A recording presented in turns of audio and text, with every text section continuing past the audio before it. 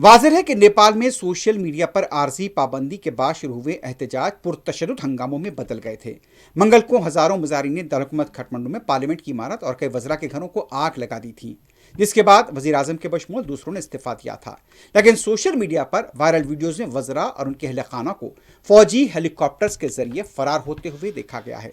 एक वीडियो में साबिक वजीर आजम शेर बहादुर देवबा और उनकी अहलिया वजीर खारजा यहाँ पर देवबा को भी हुजूम के हमले के बाद जख्मी हालत में देखा गया था। लेकिन बास हेलीकॉप्टर्स में यह बताया जा रहा है कि वज़रा जो कि हुकूमत में शामिल थे, जिन्होंने इस्तीफा दिया था, वो मुल्क से फरार हुए हैं फौजी हेलीकॉप्टर्स के जरिए।